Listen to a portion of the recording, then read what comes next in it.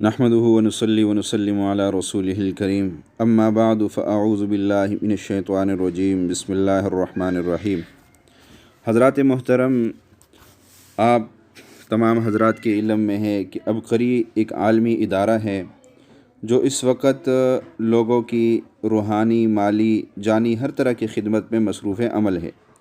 عبقری اپنے اخلاص کی وجہ سے آج دن بدن جو ہے وہ ترقی پہ جا رہا ہے، اور کیونکہ عبقری کے اندر خدمت کرنے والے بھی انتہائی مخلص ہیں، اور عبقری کے شیخ الوظائف حضرت اقدس حکیم طارق محمود چغتائی دامت برکاتہم العالیہ بھی اخلاص کے ساتھ انہوں نے قدم اٹھایا تو اللہ تعالیٰ نے سارے عالم میں ان کو آج چمکا دیا۔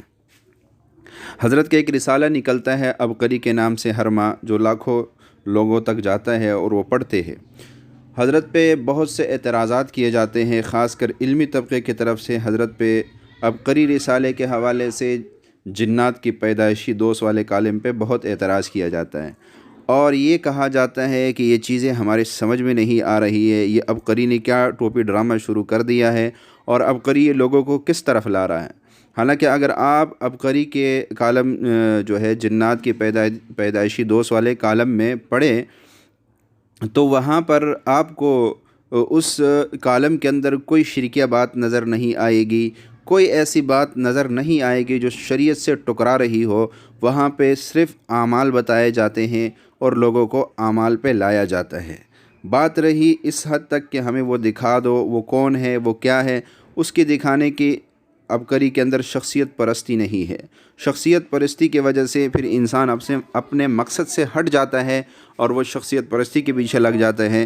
اس لیے حضرت نے کبھی بھی درس کے اندر اپنے کبھی کرامات بیان نہیں کیے ہیں، بلکہ اللہ والوں کے قصے سنائے جاتے ہیں۔ اب بات رہی جو جنات کی پیدائشی دوست پہ اعتراض کیا جاتا ہے، تو میرے خیال سے یہ اکابر پر عدم اعتماد ہے، اور اعتماد جب اپنے اکابر پہ نہیں ہوتا ہے تو پھر انسان فتنوں میں مبتلا ہو جاتا ہے، اور یہ بھی اس کی ایک کڑی ہے کہ ہم اس چیز کو نہیں سمجھ پا رہے ہیں۔ یہ تو ہمارے مطالعے کی کمی ہے یا ہمیں اکابر پر اعتماد نہیں ہے۔ آج میں علامہ لاہوتی پر اسراری ایک تو وہ ہے جو آپ عبقری کالم کے اندر پڑھتے ہیں، اس کے علاوہ آپ کو آج میں جو ہے بہت سارے علامہ لاہوتی صاحبان کا تعارف کرواؤں گا، اور وقتاً فوقتاً کراتا رہوں گا کہ ایسے ایسے بزرگان دین ہمارے گزرے ہیں جن کا جنات کے ساتھ آنا جانا، ان کے محفلوں میں شریک ہونا اور جنات کا ان کے پاس آنا جانا یہ بہت زیادہ تھا۔ لیکن وجہ یہ ہے کہ آج ہم نے اس چیز کا اکابرین کی زندگی کو پڑھنا چھوڑ دیا۔ جب اکابرین کی زندگی کو پڑھنا چھوڑ دیا تو پھر ہم اعتراض کرنے لگے، کیونکہ موجودہ صدی میں انسانی دماغ نے بہت ترقی کی، اور جس طرح یہ ترقی کرتا جا رہا ہے تو اسی رفتار سے ہماری روح تنزل کی طرف جا رہی ہے۔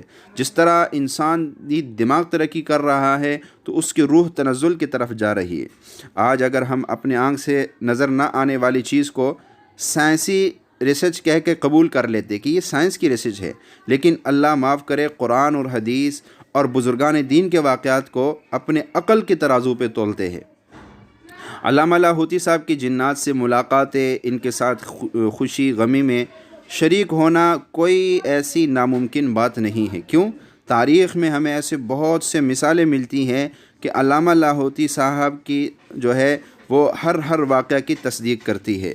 مثال کے طور پہ حضرت سید انور شاہ کشمیری رحمہ اللہ کے بیٹے حضرت مولانا انظر شاہ صاحب کشمیری، جنہوں نے شیخ الوظائف حضرت حکیم طارق محمود مجذوبی چغتائی دامت برکاتہم العالیہ کو سلسلہ عالیہ نقشبندیہ اور دیگر سلاسل میں خلافت بھی عطا فرمائی ہے۔ اگر آپ نے اس کی تفصیل دیکھنی ہے تو تفصیل کے لیے ماہنامہ الحسن لاہور یہ 2009 اگست کے رسالے میں دیکھ لی جائے۔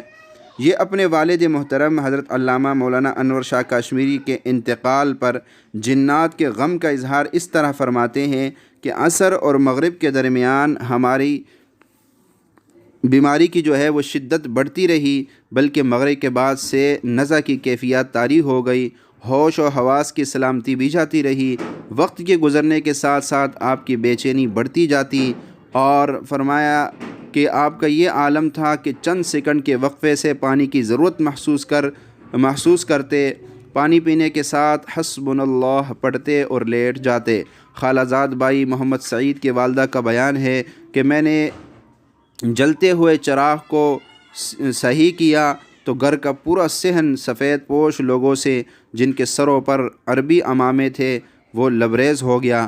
مجھے کبھی اپنے آنکھوں پر شبہ ہوتا اور کبھی اس منظر پر حیرت ہوتی، کیا یہ دارالعلوم کے طلباء ہے؟ لیکن آج تو اندر آنے کی کسی کو اجازت نہیں۔ کیا یہ بلند پایہ علماء کا گروہ ہے جنہیں کی خصوصیت کی بنا پر آنے کی اجازت ملی ہے؟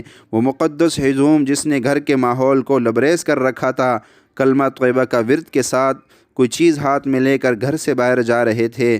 میں نے شاہ صاحب کی طرف جب دیکھا تو وہ اس وقت ساکت اور صامت لیٹے ہوئے تھے۔ علم کمال کا آفتاب غروب ہو گیا۔ یہ جنات کی آمد تھی اور یہ جنات تھے جو سب پابندیوں کے باوجود بھی اندر آ گئے۔ آپ مجھے یہ بتائیے، کیا اس واقعے کو بھی آپ من گھڑت خود ساختہ کہیں گے یا آپ اس کو کہانی کہہ کر جھٹلا دیں گے؟ ہرگز نہیں، کیونکہ ہمیں اکابر پر اعتماد ہے اور انشاءاللہ اعتماد رہے گا۔ مزید آپ کو ایک واقعات اپنے بزرگوں کی کتابوں سے بتاتا ہوں۔ یہ اجتماع ہوا ہندوستان کے اندر، اجتماع بیتا کے نام سے۔ یہ 17 رجب 1387 ہجری میں 22 اکتوبر 1967 کو یہ اجتماع کے اندر فرماتے ہیں کہ جنات کی آمد بہت بڑی تعداد میں ہوئی اور وہ جماعتوں میں بھی نکلے۔ چنانچہ حضرت مولانا انعام الحسن صاحب شیخ الحدیث کو لکھتے ہیں کہ جنات 700 کی تعداد میں شریک جلسہ ہوئے، جس میں سے 216 جنات تو 3 چلوں کے لیے، 109 جنات 1 سال کے لیے اور 110 جنات چلے کے جماعت میں گئے ہیں۔ اور اسی طرح یہ حوالہ ہے دعوت التبلیغ حضرت جی ثالث حضرت انعام الحسن، اور جلد نمبر 3 صفحہ 231 پر۔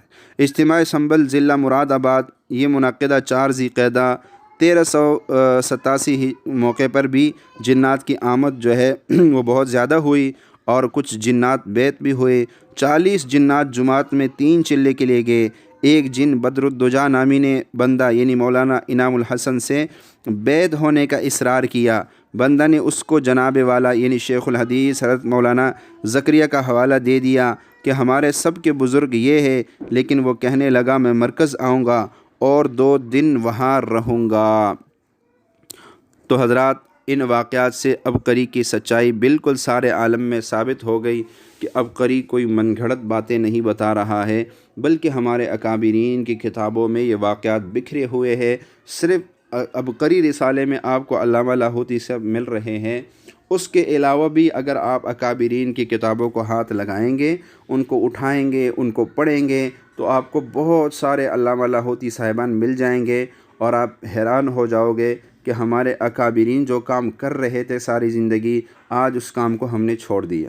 ہمارے اکابرین جو ہے وہ تقویٰ کے اس معیار پہ پہنچے ہوئے تھے کہ جنات کا ان کے ساتھ آنا جانا، ان کے ساتھ اٹھنا بیٹھنا، ان کے ساتھ جو ہے ان کے ملاقاتیں ثابت تھی۔ یہ الگ بات ہے کہ وہ اپنے ان ملاقاتوں کو منظر عام پہ نہیں لاتے، اور بہت سارے لائے ہیں لیکن وہ کتابوں میں بکھری ہوئے پڑے ہیں۔ بس صرف مطالعے کرنے کی ضرورت ہے کہ ہم ان کا مطالعہ کریں، ان کو پڑھیں اور بغیر علم پہ کسی پر نہ فتوے لگائے اور نہ بغیر علم کے کسی پہ انگلیاں اٹھائے، کیونکہ بغیر علم کے کسی پہ بدگمانی کرنا یا کسی پہ فتوے لگانا یہ آپ حضرات بہت اچھے طریقے سے جانتے ہیں کہ کتنا بڑا گناہ ہے کہ کسی کو بلا وجہ فتویٰ لگا دینا۔ مثال کے طور پہ میرے حضرت نے ایک جگہ بیان کیا اور محمد الرسول اللہ احمد الرسول اللہ کے فائدے بتائے، وہاں کے کچھ مقامی علماء نے کہا یہ تو قادیانی ہے۔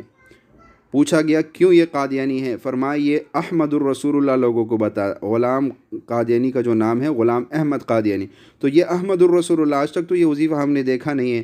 حضرت نے پھر کچھ کتابوں کے حوالے دیے اور اس میں مین حوالہ شیخ زکریا رحمۃ اللہ علیہ کی فضائل درود شریف کا ہے کہ انہوں نے بھی اس عمل کو ذکر کیا۔ اس کے علاوہ بھی دیگر عملیات کی کتابوں میں یہ عمل موجود ہے۔ تو حضرت نے فرمایا کہ وہاں بھی یہ عمل لکھا ہوا ہے، اگر میں اس عمل کے کہنے سے قادیانی ہوں تو پھر ان کے بارے میں آپ کا کیا فتویٰ ہوگا؟ تو میرے بھانی کہ وجہ کیا بنی فتویٰ، اور اتنا بڑا فتویٰ لگایا گیا، اتنی بڑی بات۔ قادیانی حالانکہ مرتد ہے، ہم سب جانتے ہیں کہ قادیانی ایک ہوتا ہے کافر، ایک ہوتا ہے مرتد۔ مرتد تو کافر سے بھی جو ہے زیادہ سخت ہوتا ہے، اس کا حکم، اس کی صدا اس سے بھی سخت ہوتی ہے، تو حضرت کے لیے لفظ ان کے لیے بتانا کوئی مشکل نہیں ہے۔ تو ہمیں چاہیے کہ ہم اپنے مطالعے کو وسیع کریں اور اکابرین پہ اعتماد کریں اور اکابرین سے جڑے۔ اللہ ان باتوں پہ عمل کی توفیق عطا فرمائے۔ السلام علیکم۔